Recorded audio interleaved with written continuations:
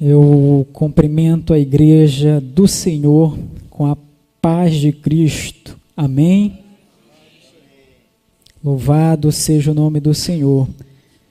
É interessante que, geralmente, em algum momento de entretenimento, em um aniversário, ou então quando você está vendo uma programação na televisão, você está vendo um filme, pegou um cinema, foi para uma pizza, né? Saiu com os amigos, muitas das vezes o horário passa e você até não se dá conta, né? Então, hoje nós estamos na presença do Senhor, então que sejamos um pouco compassivos com o tempo que depositamos para a sua adoração.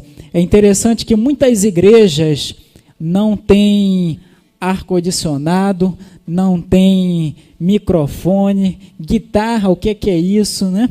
Mas a presença do Senhor está naquele lugar. Aqui nós temos poltrona, nós temos, teclado, nós temos pessoas que entendem de música, temos data show, mas o que abrilhanta tudo isso daqui é a presença do Senhor. É a sua presença aqui neste lugar. O salmista, no Salmo de número 16, no verso 11, ele diz que na tua presença há fartura de alegria. E se nós estamos alegres, quantas pessoas estão alegres aqui essa noite? Aleluia. É porque a presença do Senhor está aqui. Louvado seja Deus. Eu quero ler uma pequena passagem, abra a sua Bíblia. Louvado seja Deus. Evangelho segundo escreveu Mateus, capítulo 16, versículo 27. Evangelho segundo escreveu Mateus, capítulo 16, versículo 27. Diz assim o texto: porque o Filho do Homem há de vir na glória de seu Pai, com os seus anjos, e então retribuirá a cada um conforme as suas obras. Eu vou ler mais uma vez o texto. Porque o Filho do Homem há de vir na glória de seu Pai, com os seus anjos, e então retribuirá a cada um conforme as suas obras. Amém?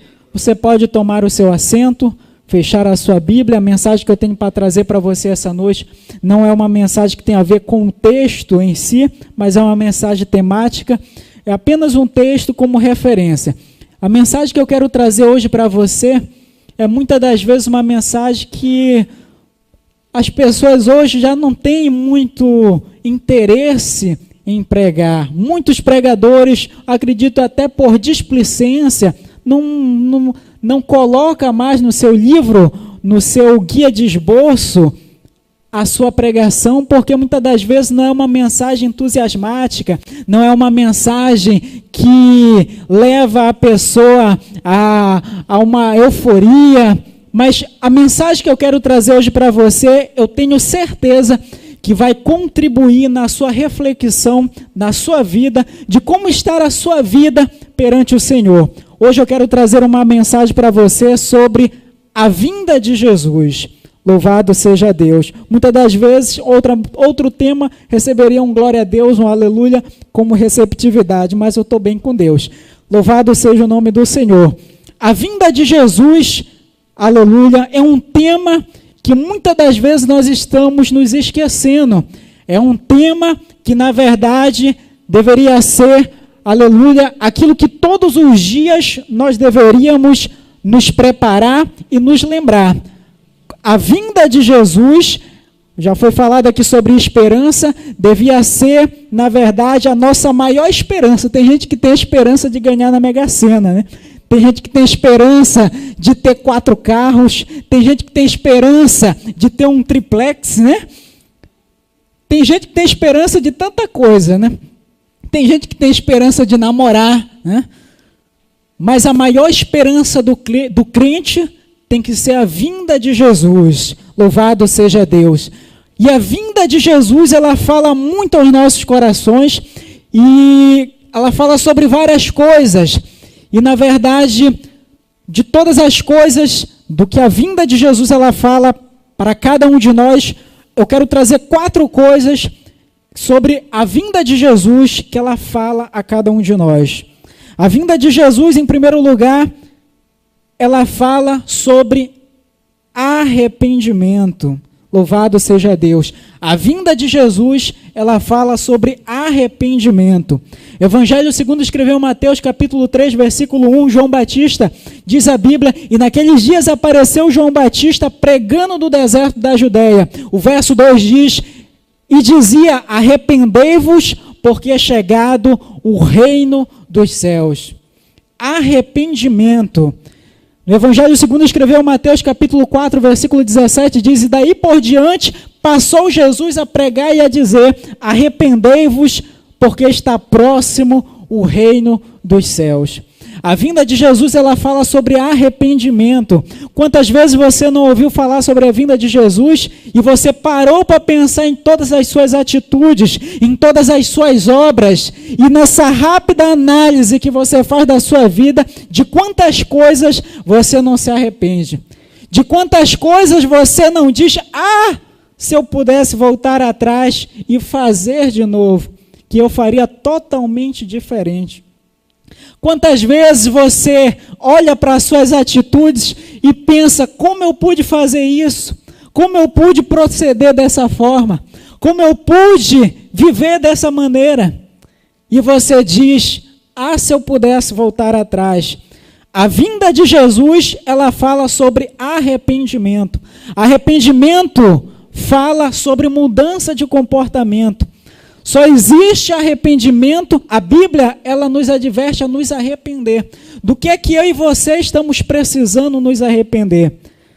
Eu quero que você essa noite pare, não precisa dar glória a Deus, não precisa dar aleluia, não precisa sapatear, dar com a testa na parede, não precisa. Só precisa refletir. O que é que você está precisando se arrepender essa noite? Arrependimento gera mudança de atitude. Todos nós, quando aceitamos a Jesus, quando recebemos Jesus como nosso Salvador, nós nos arrependemos. Mas quais as atitudes que mudaram? Quais atitudes que permaneceram? A vinda de Jesus, ela fala sobre arrependimento. A vinda de Jesus, em segundo lugar, ela fala sobre juízo. Louvado seja o nome do Senhor. A vinda de Jesus, ela fala sobre juízo. Quantas vezes na Bíblia existem várias passagens, a expressão ai. Ai de vós, escribas cegos, ai de vós, condutores cegos, ai de vós, cidades impenitentes. Existe essa expressão na Bíblia, ai. É porque está doendo alguma coisa? Não, não é nada disso. A expressão ai, ela quer dizer sobre juízo. Quando Jesus fala, ai de vós, cidades impenitentes, ele diz, haverá menor rigor para vós, menor rigor para Sodoma e Gomorra do que para vós. Quando a Bíblia fala sobre ai, ela fala sobre juízo. E a vinda de Jesus, ela fala sobre juízo. Epístola de Paulo aos Gálatas, capítulo 6, no versículo 7, diz, não vos enganes, porque de Deus não se zomba, porque tudo que o homem semear, isso ele ceifará. Tudo que o homem semear, isso ele ceifará. A justiça do homem, cabe muito bem a expressão que tarda, mas não falha. Mas a justiça de Deus, ela não tarda e ela nem falha. Ela é no momento certo. Ela acontece, ela vem. E ela é justa. Existe na atualidade, e você deve estar acompanhando aí, um escândalo de corrupção onde muitas pessoas, muitos políticos, muitos representantes do povo estão recebendo um julgamento. E esse escândalo de corrupção, ele vem, há muito tempo. E só agora que foi julgado, só agora que foram pessoas responsabilizadas. Agora, para Deus, meu amigo, você pode fazer, você pode agir, você pode plantar. Mas a recompensa, a retribuição, o juízo, ele vai chegar. Louvado seja o nome do Senhor. A vinda de Jesus, ela fala sobre juízo. A terceira coisa sobre a qual a vinda de Jesus, ela fala, e ela vem à nossa mente, é sobre salvação. Agora o negócio muda, né? Salvação. E a verdade, agora o negócio muda, mas é para um rigor ainda maior. O que eu vou falar aqui para você é algo muito chocante. É algo muito duro de se ouvir. E a palavra que eu estou trazendo para você, como já havia falado, não é uma palavra muito entusiasmática. Mas Abacuque capítulo 3, versículo 2, ele diz: ouvi a tua palavra e temi. Talvez essa palavra não esteja produzindo alguma coisa em você a não ser temor. Mas o temor, aleluia, do Senhor, ele é o princípio da sabedoria. O que eu vou falar para você aqui é o seguinte: a salvação, ela é para um número reduzido de pessoas. A salvação, ela é para um número reduzido de pessoas. E eu vou citar aqui para você uma história, parte da história bíblica, que ilustra muito bem isso daí. Saíram mais ou menos 600 mil homens da terra do Egito. 600 mil homens, porque naquele tempo não era contado mulher nem criança. Então dobra esse número, mais ou menos mais de 1 milhão de pessoas. 600 mil homens saíram do Egito. A Bíblia fala que só entraram na terra de Canaã 2 pessoas. Das que saíram do Egito até a terra de Canaã, 2 pessoas foram que chegaram: Josué e Calebe. No livro do Êxodo, no capítulo 32, no versículo 11 e 12, diz: certamente os varões que subiram do Egito de 20 anos para cima não verão a terra que prometi com juramento a Abraão, a Isaque e a Jacó, porquanto não perseveraram em seguir-me, exceto Calebe, filho de Jefoné, e o quenezeu, e Josué, filho de Nun, porque perseveraram em servir ao Senhor. De mais de 600 mil pessoas que saíram do Egito, só 2 chegaram à terra prometida.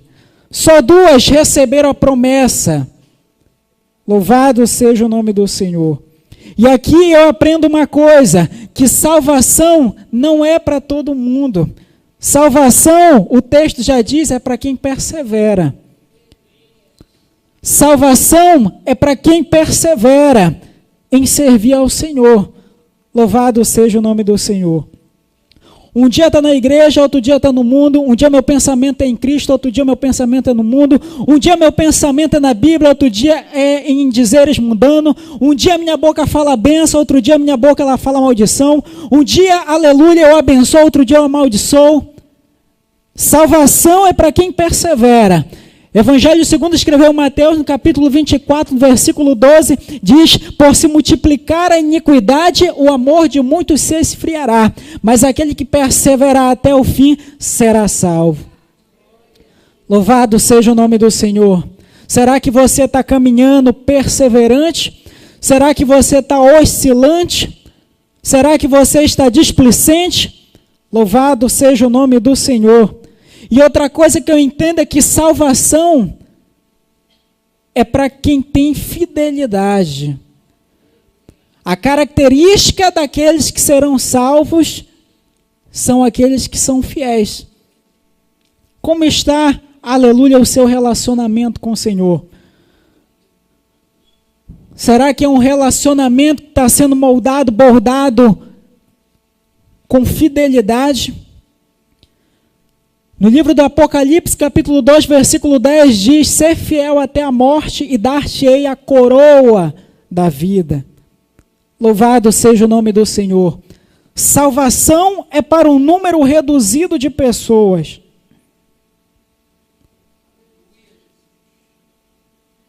Evangelho segundo escreveu Lucas, no capítulo 14, no versículo 22, diz assim: passava Jesus por cidades e aldeias, ensinando e caminhando para Jerusalém, e alguém lhe perguntou: Senhor, são poucos os que se salvam? Respondeu Jesus: esforçai-vos por entrar pela porta estreita, porque eu vos digo que muitos procurarão entrar e não poderão. Em outras palavras, eu vou traduzir aqui para você: muitos procurarão se salvar, mas não conseguirão. Louvado seja o nome do Senhor. Não é fácil ouvir essas palavras. Aleluia. Evangelho segundo escreveu Mateus, capítulo 7, versículo 13 e 14, diz: entrai, pois, pela porta estreita, porque larga é a porta, espaçoso o caminho, que conduz à perdição, e muitos são os que entram por ela. E porque estreita é a porta, e apertado o caminho que leva à vida, e poucos há que a encontrem. Observe que Jesus ali diz: existe uma porta estreita. Jesus aí não fala isso. Jesus aí não diz: procurai uma porta estreita. Não. Jesus aí diz: entrai pela porta estreita. Entrai pela porta estreita. E quem é a porta é Jesus. Jesus, ele é a porta. Evangelho segundo escreveu João, no capítulo 10, versículo 9, diz: eu sou a porta. Aquele que entrar e por mim salvar-se-á, e entrará e sairá e encontrará repouso. Quais são os caminhos? Quais são as portas que você tem tomado? Eu não sei quais são. A única coisa que eu sei é que elas não dão salvação. A vinda de Jesus, ela fala sobre, em quarto lugar, eternidade. E aqui mais um assunto seríssimo: eternidade. Louvado seja o nome do Senhor. A Bíblia ela diz, no livro de Daniel, no capítulo 12, no versículo 2, muitos dos que dormem no pó da terra ressuscitarão, uns para a vida eterna e outros para vergonha e horror eterno. Observe que aqui Daniel, ele fala, ou melhor, a revelação que é dada a Daniel, ela diz, ela caracteriza os dois extremos com eternidade. Eu não vou perguntar para você se você já se perguntou, mas eu vou perguntar para você: você já se respondeu? Onde você vai passar a sua eternidade? Louvado seja o nome do Senhor. Eternidade é um assunto muito sério. E tem gente que ainda não se preocupou aonde a sua alma passará a eternidade. A eternidade termina em 2200, irmão. Em 2300, em 2400, em 3900. Louvado seja o nome do Senhor. Deus, ele pergunta para você essa noite: aonde você quer passar a eternidade? Louvado seja o nome do Senhor. Existe um evento que vai marcar para sempre a humanidade, a história da humanidade. O que vai marcar a história do Brasil não é a liberação do porte de arma. O que vai mudar a história dos Estados Unidos não é a construção do muro entre a fronteira entre os Estados Unidos e México. O que vai marcar a história do Japão não é a ida de um ônibus espacial até a Lua. O que vai marcar a história da humanidade vai ser o arrebatamento da igreja. Vai ser a vinda de Jesus. Louvado seja o nome do Senhor. Deus ele não está preocupado, aleluia, com a sua conta bancária. Deus ele não está preocupado, aleluia, com o seu cabelo, com o seu olho, se você fala bonito ou fala feio, se você tem uma posição social. Deus não está preocupado se a sua casa, aleluia, ela é piso de madeira ou se é de granito, se você, aleluia, nasceu em tapete de ouro. Não é isso que vai levar você à salvação. Louvado seja o nome do Senhor. Eu quero terminar essa mensagem dizendo, aleluia, a vinda de Jesus, ela fala sobre arrependimento, fala sobre salvação, ela fala sobre eternidade, ela fala sobre juízo. Do que você precisa se arrepender? Do que você precisa consertar na sua vida para que você não caia em juízo? Louvado seja o nome do Senhor. Arrependimento é necessário para todos, cada um de nós. Aleluia. Não é o que você faz. Não é o que você faz. Louvado seja o nome do Senhor. É só o seu arrependimento que faz Jesus olhar para o lado e falar para você: ainda hoje estarás comigo no paraíso. Aleluia. Jesus está voltando. Coletivamente, individualmente, Jesus está voltando. Jesus vem arrebatar a sua igreja. Jesus vem buscar os escolhidos. Deus não lhe chamou para você ser influenciado, Ele chamou para você influenciar, para você ser sal na terra, para você ser luz no mundo. Qual é a forma que você tem vivido? Qual é o cristianismo que você tem vivido? Só existe um cristianismo genuíno que irá, aleluia, caracterizar a sua igreja como eleita. Louvado seja o nome do Senhor. Deus ele está despertando a sua igreja. Deus ele está falando com a sua igreja. Entenda uma coisa, que Deus ele nunca fala, eu já li a Bíblia algumas vezes, Ele nunca faz alguma coisa sem antes falar. Ele primeiro fala e depois Ele faz. Ele primeiro avisa e depois Ele faz. Ele primeiro adverte e depois Ele faz. Ele primeiro aconselha e depois Ele realiza. Jesus hoje está aconselhando a sua igreja. Louvado seja o nome do Senhor. Fique de pé essa noite. Louvado seja o nome do Senhor. A presença de Deus está aqui neste lugar. Louvado seja o nome do Senhor. Eu quero orar com você neste momento. Deus ele tem me despertado e eu prometi ao Senhor que na próxima vez que eu tiver essa oportunidade, eu entregaria essa mensagem. E quando eu tive a oportunidade, eu me perguntei, o que é que eu vou falar? E Deus aí falou comigo, como assim, o que é que você vai falar? Você já sabe o que é que você vai falar. E Deus ele fala, eu tenho absoluta certeza daquilo que a sua igreja precisa ouvir. Deus ele dá o alimento daquilo que a sua igreja precisa se alimentar. Feche o seu olho essa noite. Senhor meu Deus e Pai, Deus grande e poderoso. Oh, aleluia. Nós ouvimos a tua palavra, tu falaste conosco. Aleluia, meu Deus. Meu Pai, adorna a tua igreja. Prepara a tua igreja. A igreja é tua. O povo é teu. Aleluia. Louvado seja o teu nome. Senhor, desperta a tua igreja. Que a tua palavra venha a ser o nosso guia. Que o nosso pensamento, aleluia, venha estar no céu. A nossa pátria é o céu, aleluia. Que a nossa prioridade venha a ser os céus, aleluia.